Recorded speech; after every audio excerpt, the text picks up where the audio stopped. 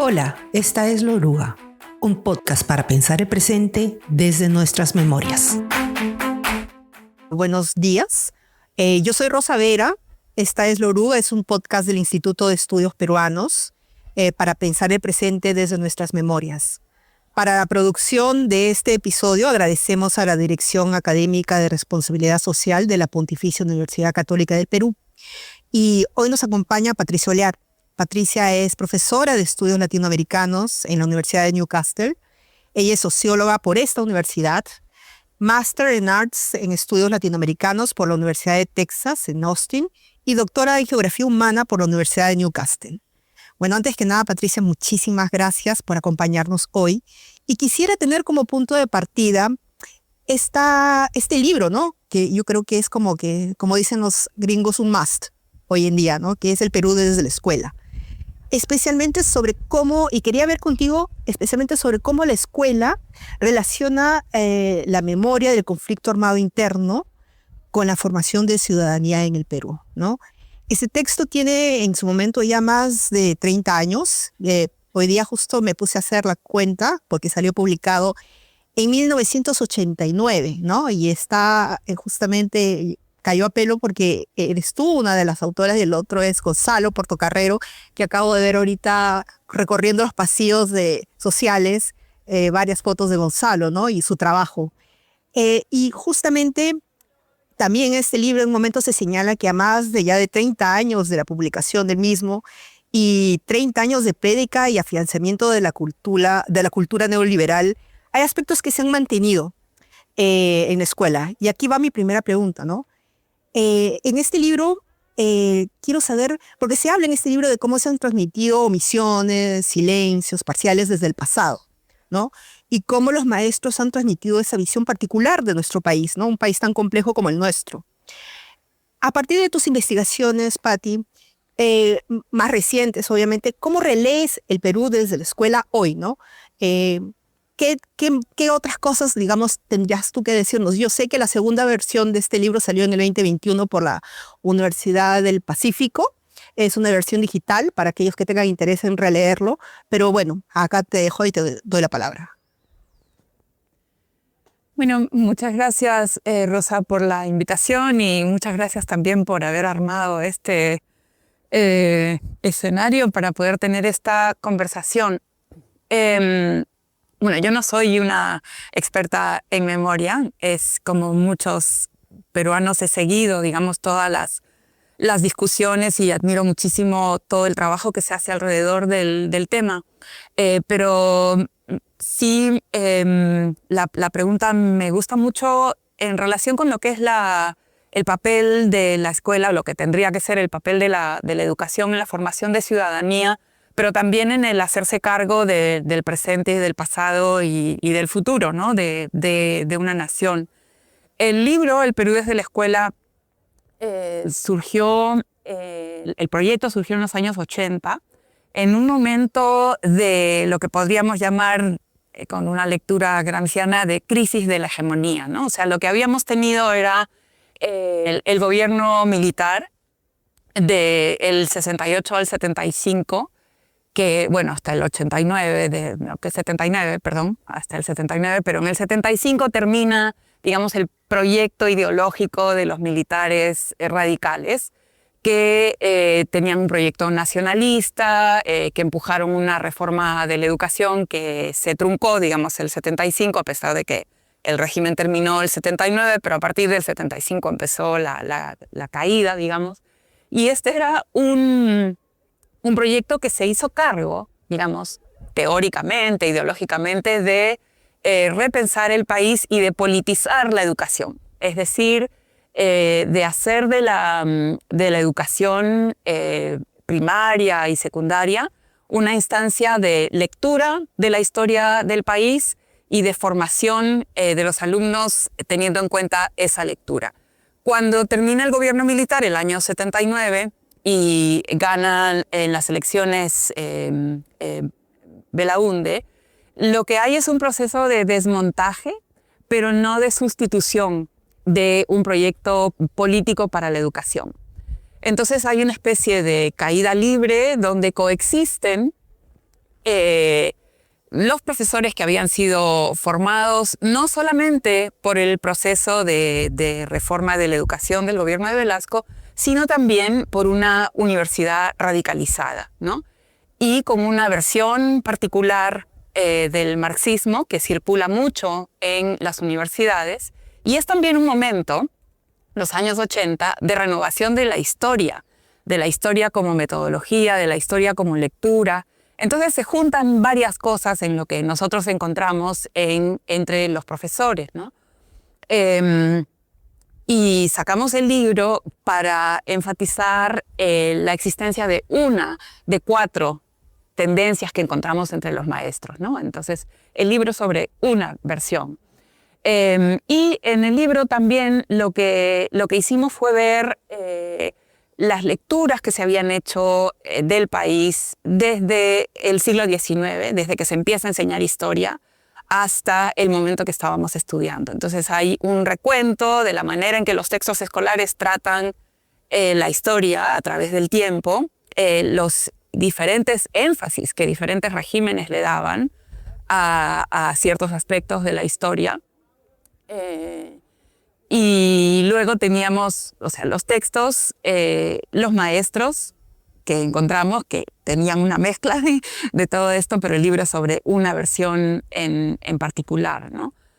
Entonces, una de las cosas que ayudan a entender el tipo de radicalización política que se dio tiene que ver con esa particular versión de la enseñanza de la historia del país, ¿no?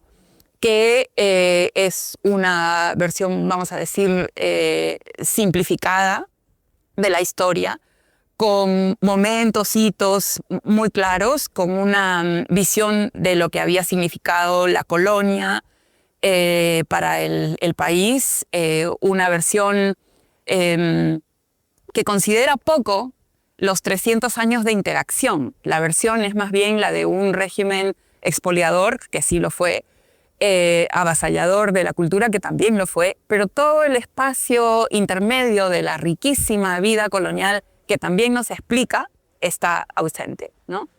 Y es, por otro lado, una visión de vencidos, o sea, una visión de un pueblo que después de haber pasado por la colonia se libera, pero esa liberación no significa el acceso al poder de parte del pueblo, sino de élites que le regalan, digamos, el Perú primero a los británicos y después a los norteamericanos, ¿no? Entonces esa es la versión de la historia que nosotros encontramos que estaba como muy arraigada. Fue una sorpresa encontrar esta versión desde Tumbes hasta Puno y en la Amazonía también, ¿no? Era una visión que se generalizó, ¿no? Bueno, sí, justamente han pasado todo este tiempo, y te voy a hacer una pregunta un tanto para ir agrupando otras, porque a lo largo también de todo esto que ha sucedido en el país y sus procesos históricos, en el 2021 en que sale nuevamente la reedición de este libro, es elegido un maestro como presidente, ¿no? Y hablamos también un poco de, si miramos un poco el discurso de ese maestro, también es un discurso que alude mucho de estos procesos, ¿no? Nuevamente, ¿no? Y quería saber cuál es tu lectura un poco en esto, ¿no? Porque hablamos de maestros que también abrazaron mencionabas un poco dogmático, cierta radicalidad, ¿no? Este mismo discurso, digamos, con todo este tiempo que ha pasado, está muy presente digamos, en la narrativa de este docente, ¿no? ¿Cuál es tu lectura? ¿Por qué nos salió un docente rural, ¿no? Pedro Castillo, ¿no? Porque hay muchas, digamos, explicaciones desde las ciencias sociales, ¿no? Que se habla, pues, desde una explicación muy política, digamos, muy desde las ciencias sociales, ¿no? Que expresa las brechas de este país, pero también hay una versión que te habla, pues, de que es un voto del odio, es un voto del hartazgo, es un voto desde las sensibilidades, ¿no? Me agarro de tu última palabra, un voto desde las sensibilidades. A mí, yo no vivo en Perú hace 22 años, pero seguí muy de cerca y con mucha pasión y desesperación la campaña. Y una de las cosas que a mí me pareció muy llamativa de la campaña de Castillo fue su emotividad y la manera en la que hablaba de los agravios que sufren millones de peruanos cotidianamente a través de malos funcionarios, de corrupción, de abandono de sus pueblos, de desinversión en sus comunidades, de deterioro de los servicios, etc. Y él hablaba de eso como alguien que sufría eso, ¿no? Y ciertamente una cosa que tenemos clara en el Perú es que hay una crisis profunda de representación, ¿no?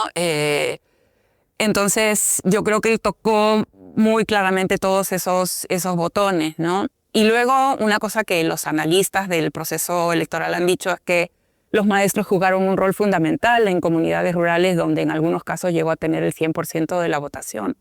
Y una cosa que sí yo vi cuando trabajaba en Perú, que estudiaba escuelas rurales por un largo tiempo, fue constatar efectivamente el peso que tienen los maestros en sus comunidades, ¿no?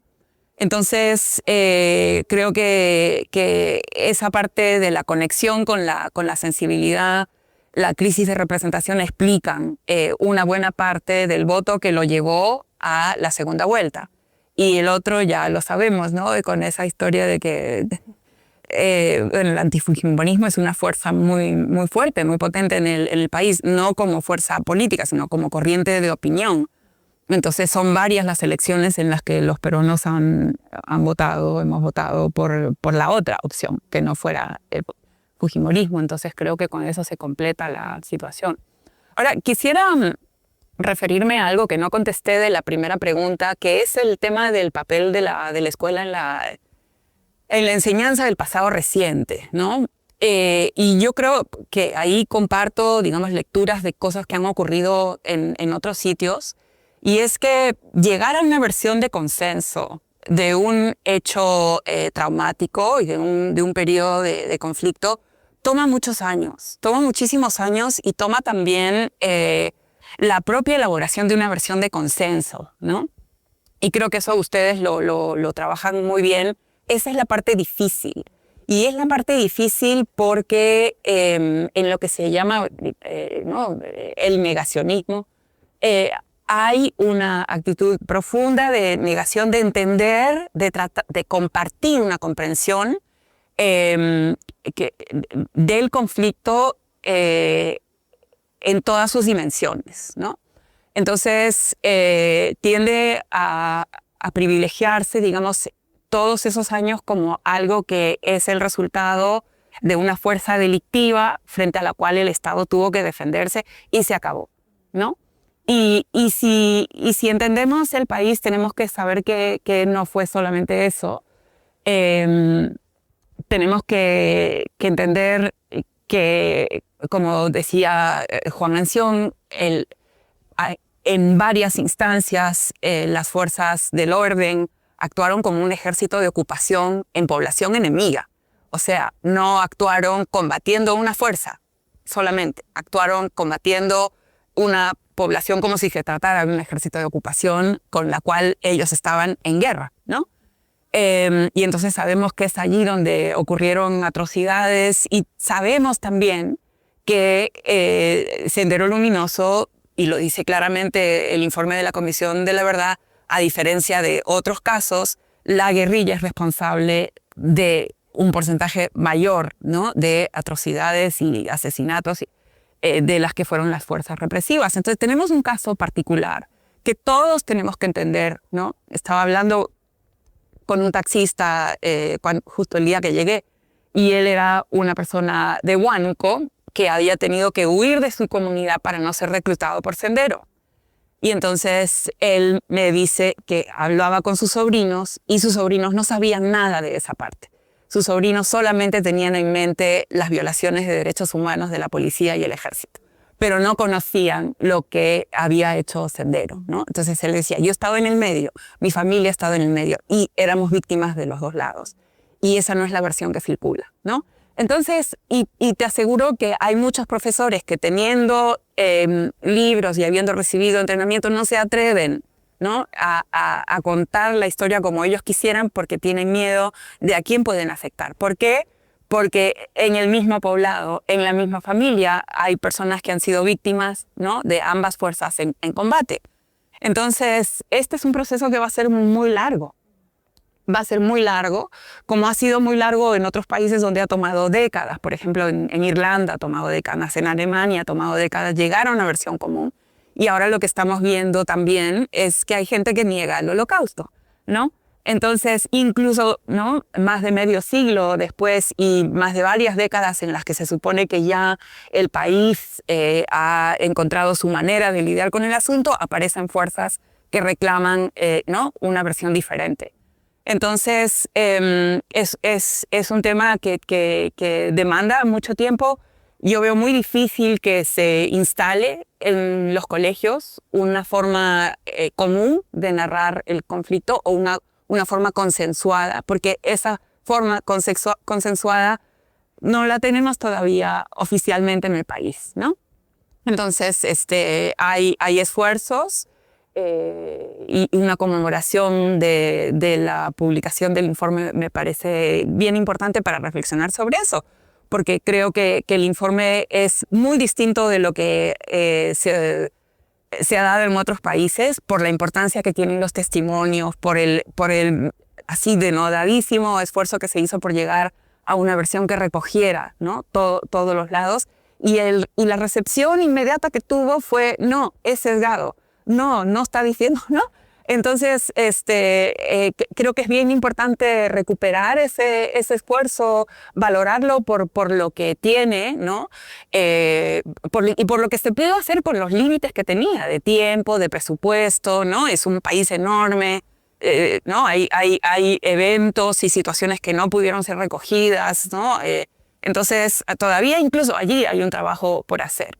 Pero lo que se hizo creo que hay que valorarlo, pero tener en cuenta que lograr una versión de consenso va a tomar mucho tiempo y mientras eso llega, a pesar de que ya existan los materiales y los esfuerzos, en poblaciones, en un contexto de tanta polarización como el que vivimos, van a haber maestros que aunque sepan lo que pasó y aunque les gustaría hacerlo, no lo van a hacer por temor, porque no estamos en un momento de consensos, estamos en un momento de polarización, ¿no? Totalmente, el tema que mencionas de polarización es evidente, ¿no? Y al mismo tiempo vienen sanciones por parte del Estado. Y es interesante porque también, digamos, hay conceptos que se vuelven como estigmas, ¿no?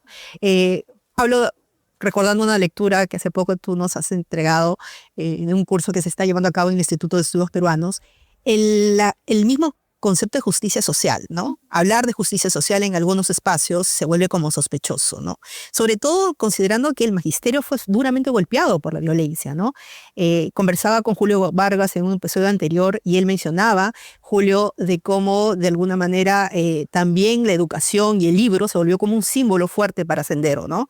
Y la escuela, ¿no? Y entonces este conflicto de alguna manera también puso o pone una lupa sobre esas brechas tremendas que hay en este país, ¿no, Pati?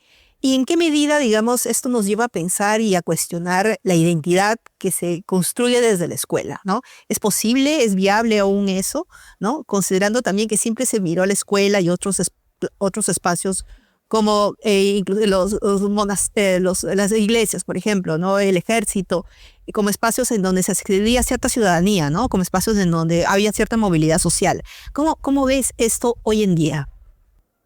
Bueno, hay varias preguntas en tu pregunta y no sé por dónde empezar, pero también me agarro de tu última expresión. La educación como canal para la movilidad social es algo que está en crisis, no solo en el Perú, en el mundo, ¿no?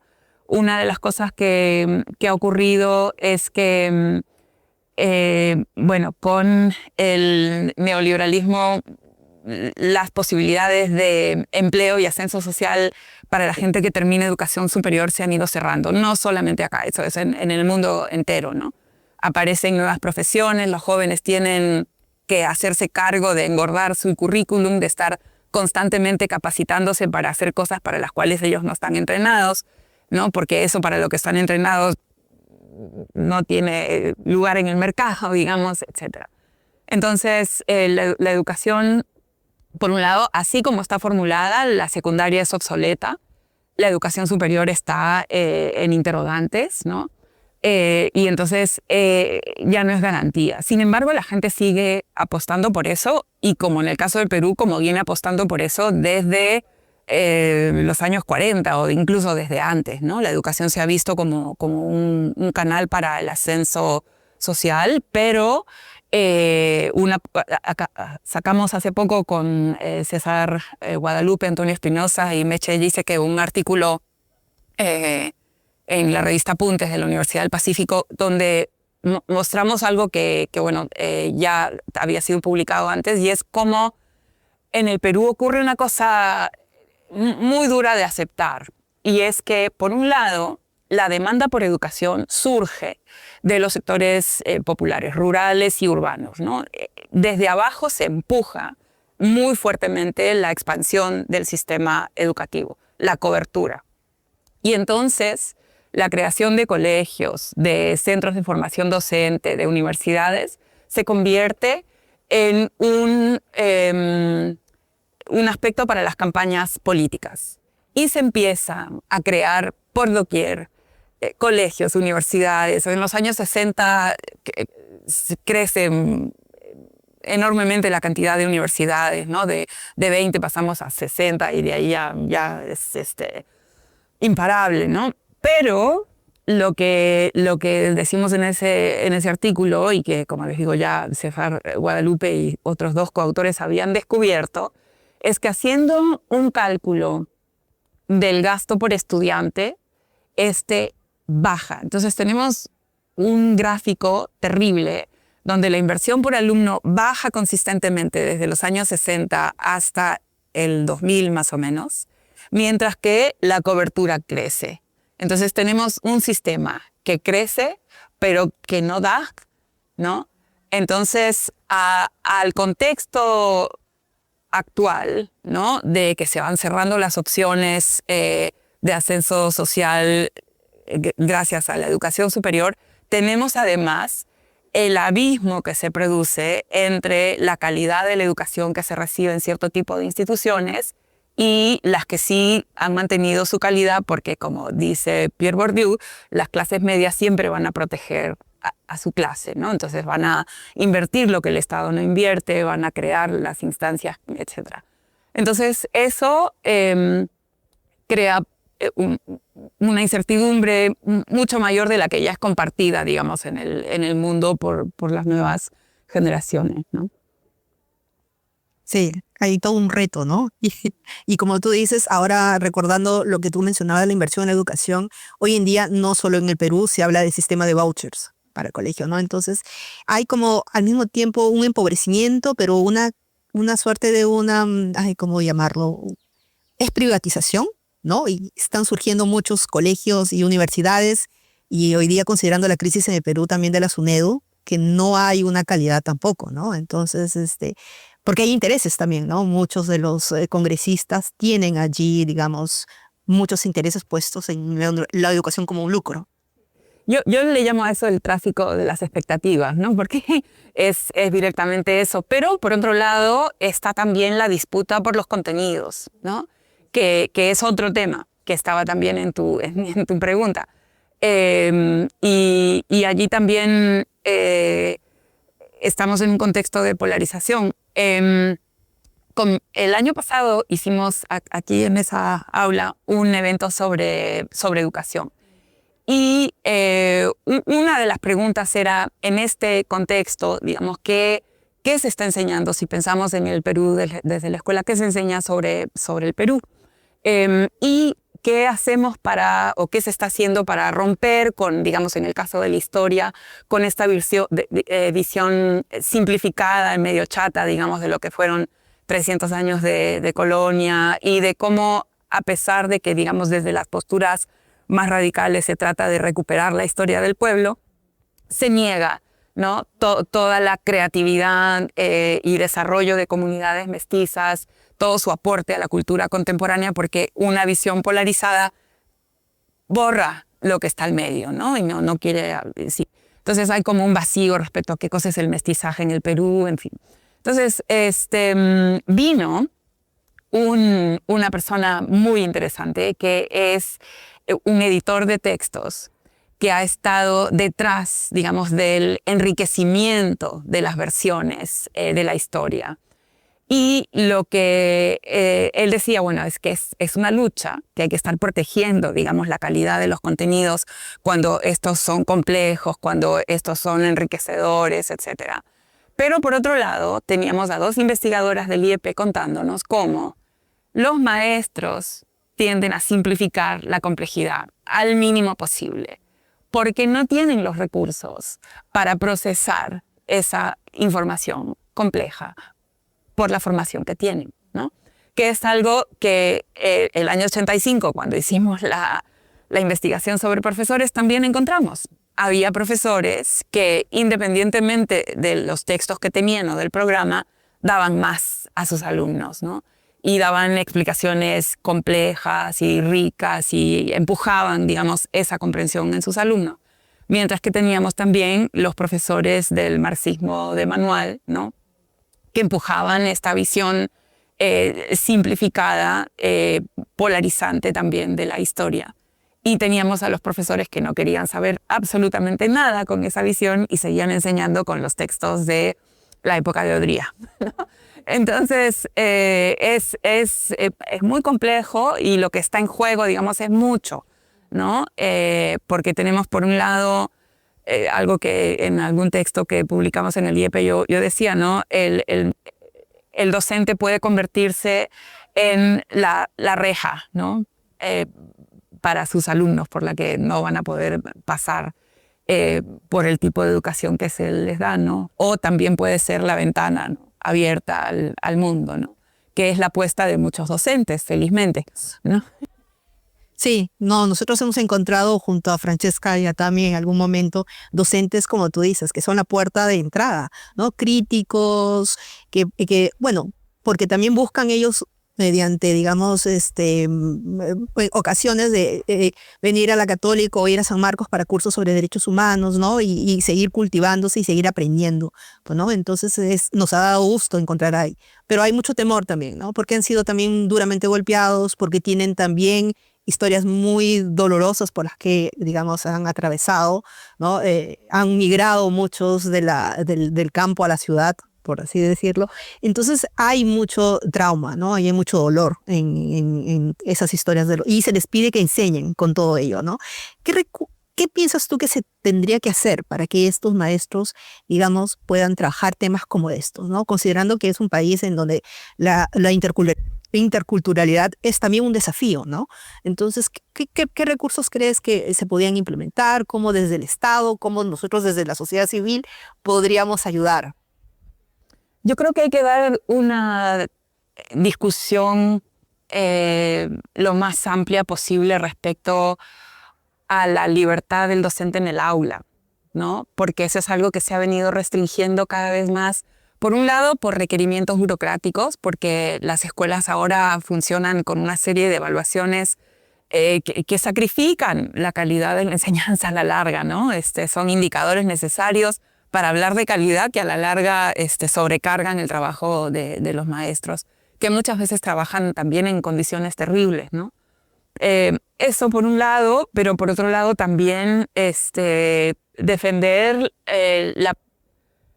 la libertad en la producción de contenido, ¿no? Porque creo que toda la censura que hay ahorita por sectores súper conservadores controlando o queriendo controlar lo que se enseña, imponiendo versiones reducidas y además hablando de la identidad bastante limitadas, empujando, por ejemplo, la marca país, el turismo, todo ese lado pintoresco, vamos a decir, de quiénes somos, ¿no? Y obviando, sacando autores, sacando contenidos. O sea, estamos en un momento de disputa bien fuerte, ¿no?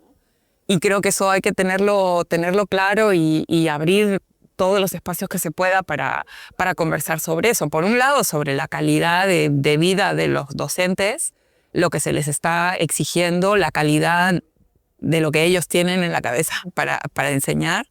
Y ver cómo superar esos límites, pero por otro lado también tener abierta la conversación sobre lo que se está perdiendo, ¿no?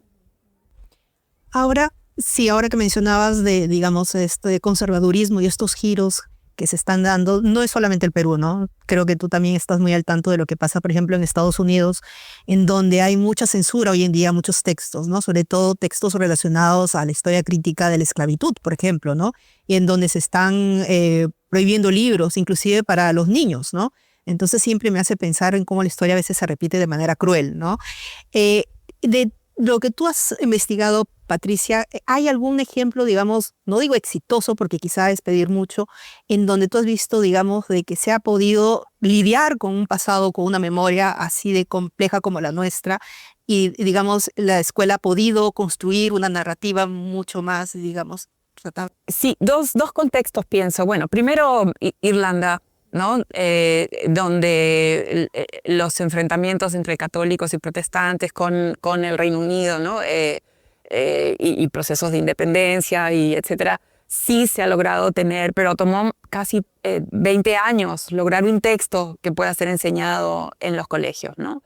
Pero el otro contexto inmediato, muy cercano en el que puedo pensar es Brasil.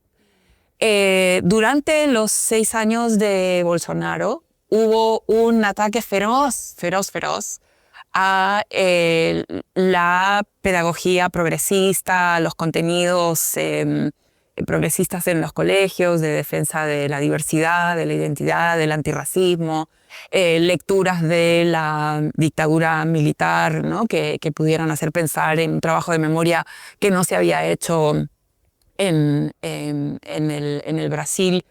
Y entonces el ataque fue brutal. Pero es un proceso que rápidamente se está reconstruyendo y con apoyo de la sociedad, ¿no? Entonces eso es bien interesante de recuperar porque se está tratando de rehacer lo que había sido deshecho, ¿no? O sea, se había avanzado bastante. Vino así como una aplanadora el gobierno de Bolsonaro, con además ataques desde varios ministerios contra esos contenidos, y ahora se está agresivamente también tratando de deshacer eso, ¿no? Y en el caso de Estados Unidos, ahí la retaguardia son los bibliotecarios, ¿no? Los bibliotecarios que están salvando libros, que se están oponiendo a esa criba que está siendo promovida, ¿no? en las propias bibliotecas. Sí, he visto iniciativas muy interesantes de la sociedad civil, de personas que están leyendo los cuentos a través de TikTok. Lo que está prohibido le están dando. Sí, me parece súper interesante y bueno, pues es lo que nos queda. Sí, pues por suerte, digamos, de alguna manera contamos con las redes, hay infinidad desde Instagram, TikTok y todo lo que pueda venir más adelante, en donde se pueden crear esa comunidad, ¿no? En donde puedes compartir estos textos que puedan estar baneados en un estado, pero en el otro puedas hablar de ellos de manera crítica, ¿no? Patricia, y como para ir también ya finalizando, ¿cómo ve la escuela hoy? ¿Sientes que es una escuela que se ha democratizado más? ¿Es una escuela hacia dónde vamos en términos, digamos, de proyecto? Bueno, la veo con preocupación porque, por un lado, no ha mejorado la calidad de la formación docente. Y ese es un escollo muy duro, ¿no? Porque puedes tener los materiales más lindos, puedes tener la propuesta desde el Estado, ¿no? Más avanzada, pero si es que quien tiene que entregar esos contenidos y hacer que ocurran no tiene los recursos para hacerlo, no va a pasar nada, ¿no? Que es lo que también las investigaciones más recientes en aulas están mostrando, ¿no? Que hay un abismo muy grande entre docentes que pueden tener toda la voluntad del mundo, pero no los recursos, y docentes que tampoco tienen esa voluntad ni los recursos. Y por otro lado, una suerte de élite, ¿no? De élite de docentes bien formados, y no estoy hablando solamente de universidades privadas, hay pedagógicos excelentes en el Perú que han mantenido con mucho esfuerzo, ¿no? una trayectoria y una voluntad de formar buenos docentes, ¿no? En Jaén, en Cusco, en Monterrico acá, y universidades también, ¿no? Entonces hay profesores dotados de recursos muy diversos, ¿no? Desde muy, muy pobres hasta más enriquecedores que tratan de hacer su trabajo lo mejor que puedan.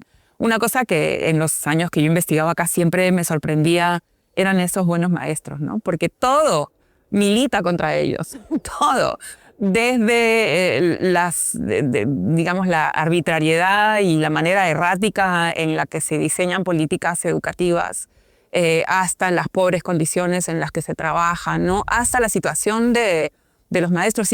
El 2019 hice varios talleres con maestros de secundaria en Lima y en provincia, 3 en Lima y 1 en Arequipa. Y ahí había, o sea, una realidad que para mí fue nueva, fue hablar con los profes sobre la situación de sus alumnos, ¿no? Y en Fe y Alegría me dijeron, una profesora me dijo, yo a veces siento que estoy trabajando con huérfanos con padres, ¿no? O sea, la situación de alumnos que no ven a sus papás, que no tienen, ¿no? Por la cantidad de trabajo que tienen, por recorrer distancias, etc. Y esa desatención de los alumnos que termina siendo una atención que los profesores tienen que de alguna manera suplir, ¿no?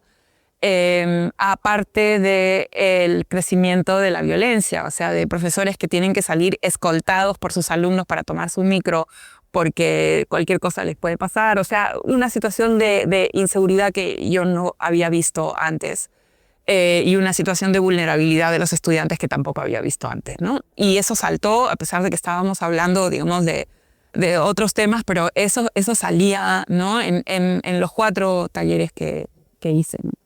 Bueno, sí, ahora que mencionas esto, recientemente pues habrás escuchado de que se están cobrando cupos, inclusive en algunos colegios, ¿no? Entonces amanecen en granadas puestas en la puerta del colegio, entonces la inseguridad es tremenda, ¿no? Y al mismo tiempo, pues yo sí nuevamente vuelvo a llamar la atención a estos docentes que hacen pues ese trabajo bonito, ¿no? Y con mucho esfuerzo, y que son docentes que se levantan 4 de la mañana a preparar clases y todavía tienen que hacer su posgrado y ya se acuestan 12 de la noche, 1 de la mañana, ¿no? Entonces es tremenda, las condiciones no han mejorado, creo que sigue siendo tan... son titanes.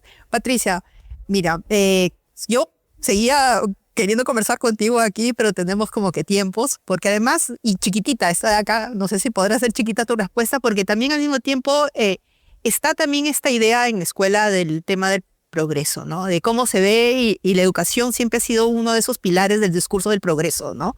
Pero ese es un progreso también, una misión bastante eurocéntrica, si no se cabe el término, ¿no? Y sobre todo pensando en una sociedad como la nuestra tan compleja, ¿no? Y yo creo que eso todavía está muy presente, ¿no? Es la educación y el progreso, pero es un progreso muy, muy, muy de Lima, o muy mirando hacia otros horizontes, ¿no? ¿O cómo lo ves tú? ¿Cuál es tu lectura allí? Yo creo que sigue siendo una esperanza para los padres, aunque sea después termine en una estafa, digamos. Pero es una cosa en la que todavía la gente invierte porque no quieres puertas cerradas. Y la educación, o ya en lo que se ha convertido el credencialismo, o sea, el papelito, ¿no? Es mal que bien algo que te pone en una situación mejor que otros, ¿no? Y por eso la gente sigue invirtiendo en eso, aunque los resultados no sean los que se esperan o los que todo ese esfuerzo merecería, ¿no? Bueno, querida Patricia, ahora sí, te agradezco por estas valiosas reflexiones. Más bien quería saber si hay algún mensaje final que te gustaría dejar para los docentes y alumnos que hoy nos acompañan. Bueno, creo que hay que defender las aulas, a como dé lugar lo que decía el otro día, ¿no? Que hay que defender las aulas como espacio de formación, de conversación, que igual entre el credencialismo y la inteligencia artificial, la producción de conocimiento en el aula está en riesgo, ¿no? Y eso es algo que hay que seguir defendiendo, ¿no? Listo, muchas gracias. Esta conversación fue posible gracias al apoyo de la Embajada Alemana en el Perú. La Oruga es un podcast del Instituto de Estudios Peruanos. Escúchanos en Spotify y nuestras redes y visita nuestro archivo digital de memoria en laoruga.pe.